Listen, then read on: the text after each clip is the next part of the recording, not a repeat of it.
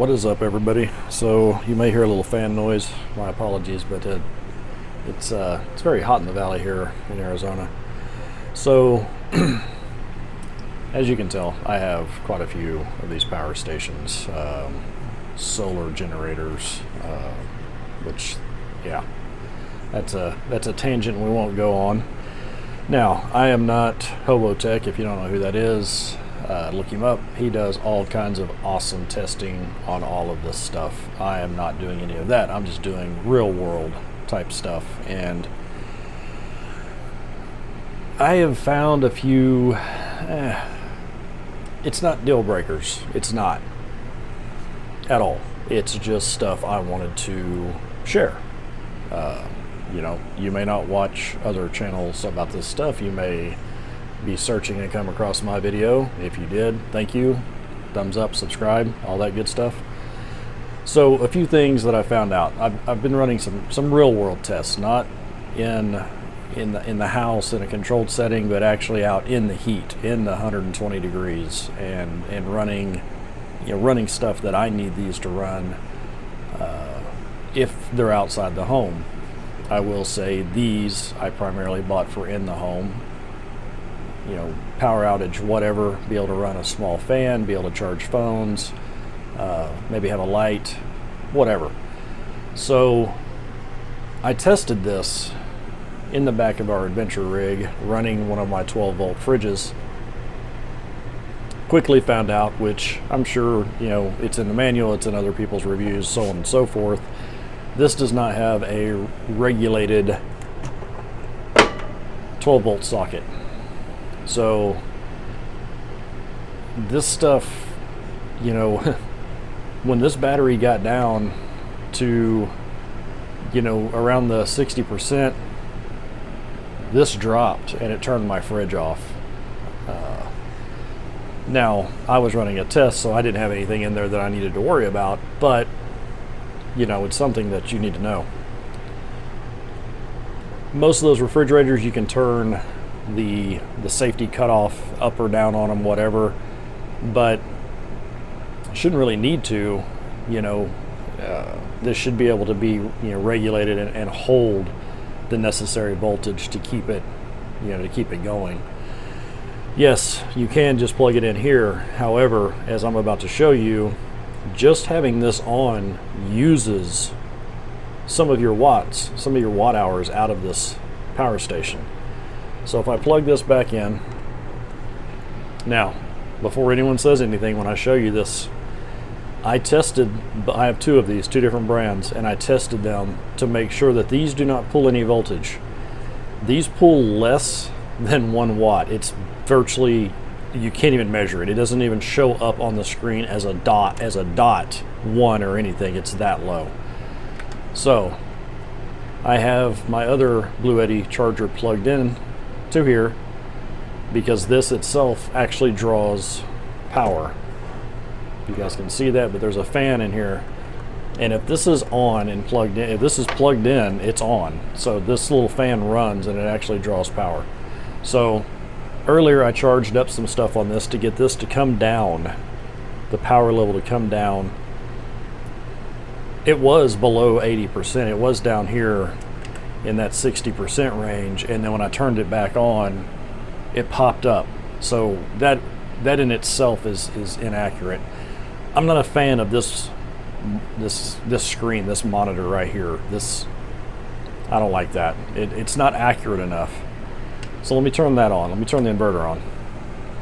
Now it's going to take it a few seconds to balance, and we're going to give it those couple of seconds. I don't know if you can hear the fan that just came on or not. It's kind of loud. It's one of the complaints. Yes, I have my TV on in the back, so this is going to get brighter and darker, but that's okay. So as you can see here, this says we are pulling just shy of 6 watts. Okay, so that's this pulling about 6 watts to run these little fans. But on here, it's showing 16 watts. Now, why is that?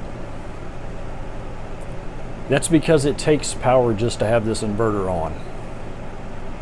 Okay, that's kind of a given. There's some circuitry in here that's going to use a little bit of juice. to keep this regulated. But 10 watts. And if there's no load, this goes to 0. So the inverter's still on. And see, you can see it drop back down to 60. The inverter's still, and it went back up to 80. See, that's the inaccuracy that I don't like with this style of screen, because chances are it's somewhere in between in that 70-ish range, so it doesn't really know which side it wants to fall on. But as you can see, I'm not pulling anything through here. This goes to 0, but the inverter's still on. So if it's using 10 watts just to be on, let's let it go through its little startup phase here again.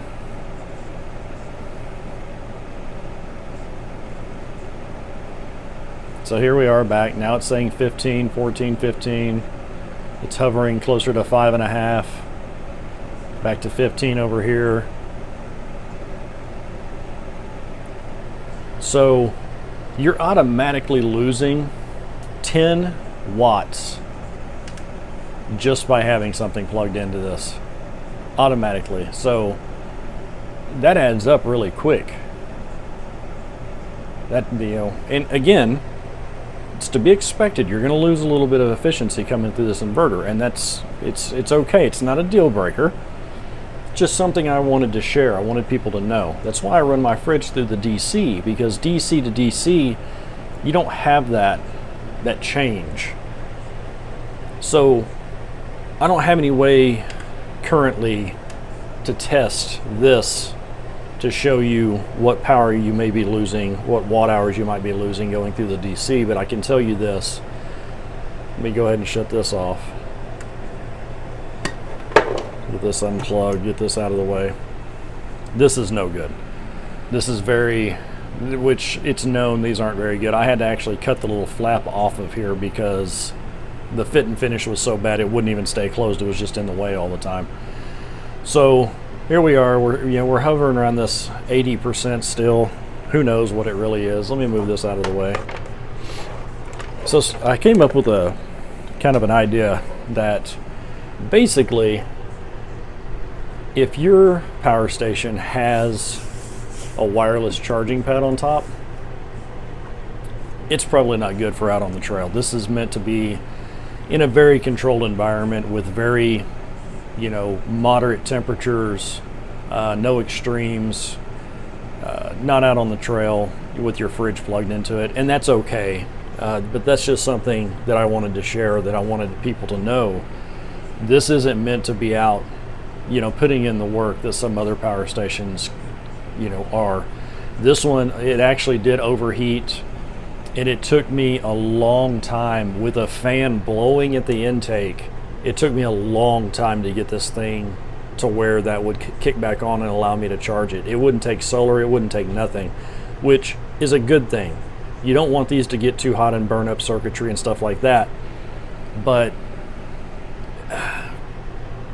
if you're going to use this camping and it's and it's going to hit 100 degrees outside, this isn't going to work for you unless you have it in AC somewhere. So keep that in mind. Again, no knock. This is a really good unit. It's just not meant for the outdoors. So I wanted to show you another little inaccuracy, and we're going to figure this one out together. So I have this plugged in back here to my big power strip. So we are going to plug our watt meter in here. As you can see, it is on. Down here, this is the charger for this unit, which this is another aspect of this unit that I'm not a fan of. The port to plug in your charger on this one is in the back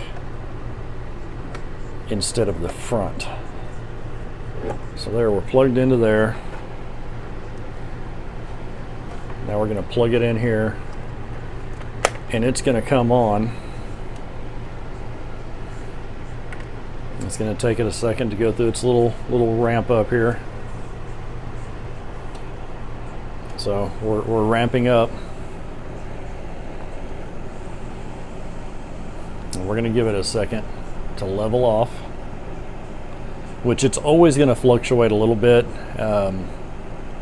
I don't particularly like how much it fluctuates on this one, but it does fluctuate a little bit on pretty much everything. But it's going to find kind of a happy zone. So this one, give or take, we're looking at 96 watts. It dips down to 95, comes back up to 96. So we're going to call it 96 because it creeps up every once in a while. Call that 96. It drops down, but then it comes right back up. Now over here, we're only showing 86. And it drops down to 79. Let's see if whenever it drops, if it's coinciding. It is.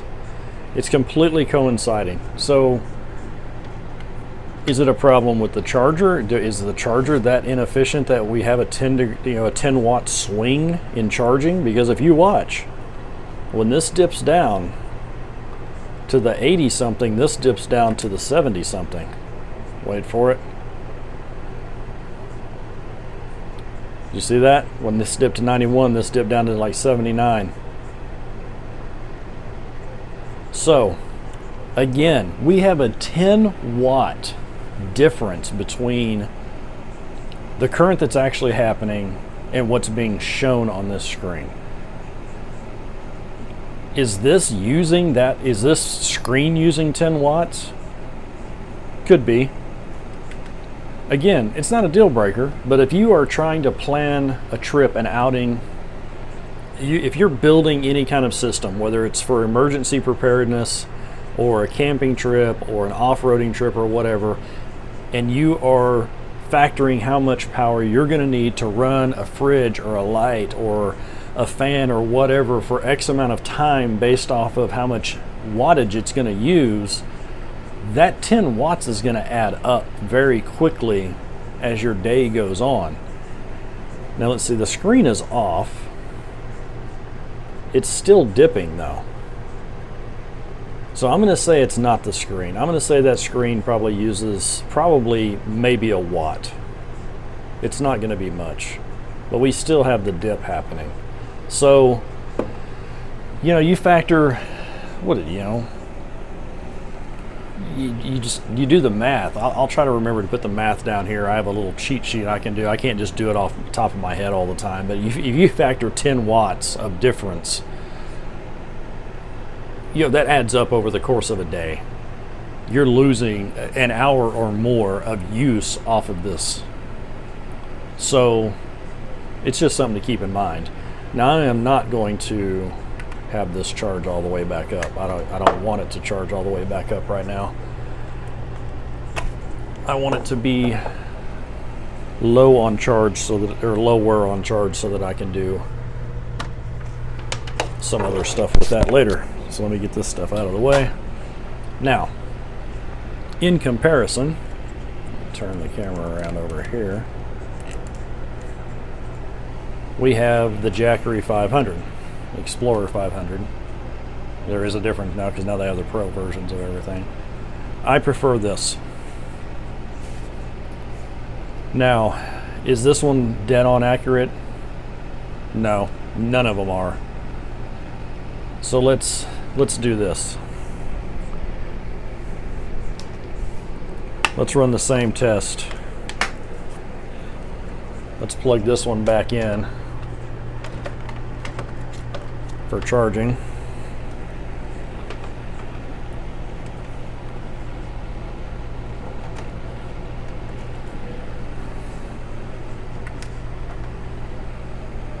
Let it get ramped up here a little bit.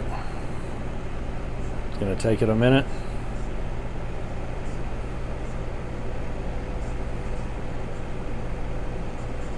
Alright, can you guys still see that?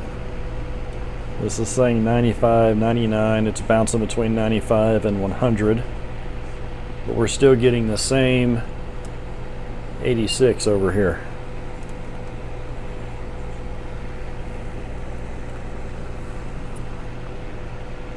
Let's turn that off. Unplug this, and we're going to turn that back on. And we're going to plug our watt meter into the Jackery.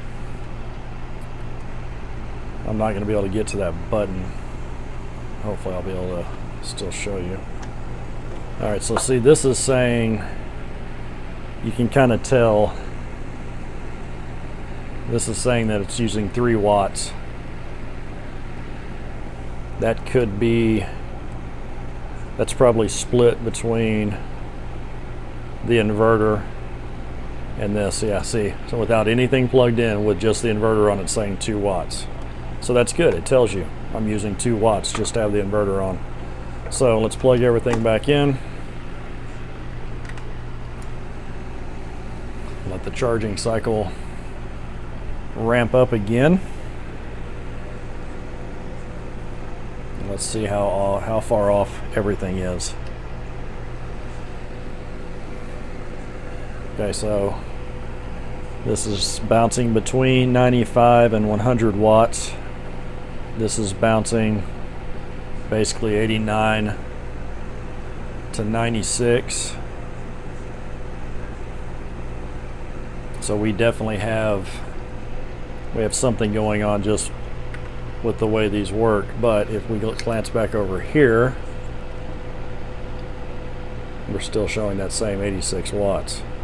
So either way, we have a 10 watt discrepancy here. Now, where does the discrepancy lie? Does it lie in this one? Does it lie, you know, it shouldn't be in here. This is strictly made only to test it. It even, you know, it says less than a watt of a difference. And I have another one.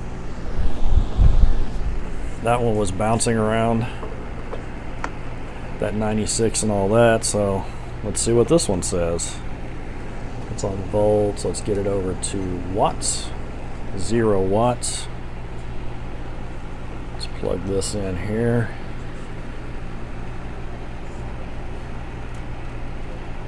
Hopefully you guys can still see the screen there. I'll light it up for a second. It's ramping up.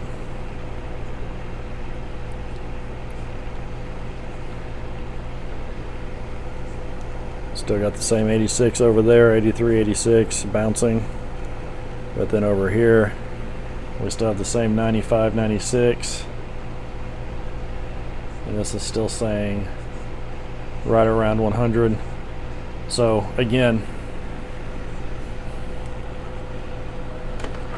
which one, what's the inaccuracy here?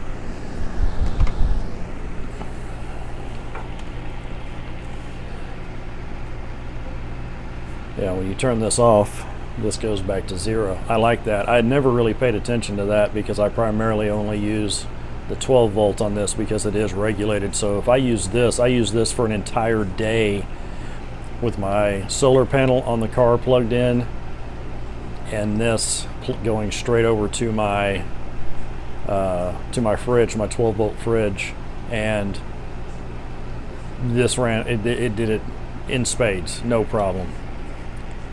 So 0, let's kick that on. Yeah, I like that. This actually shows you that the inverter is using some power. Take note, everybody else that makes these nowadays. Have your output show that you're using power with the inverter on. Let's see if any of the other ones use any power. They shouldn't. DC to DC should not use any extra power. And it doesn't. If you have all 3 on.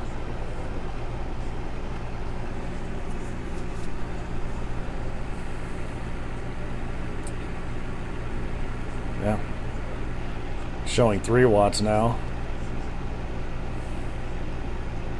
but still, at least it shows you that it's actually using the power.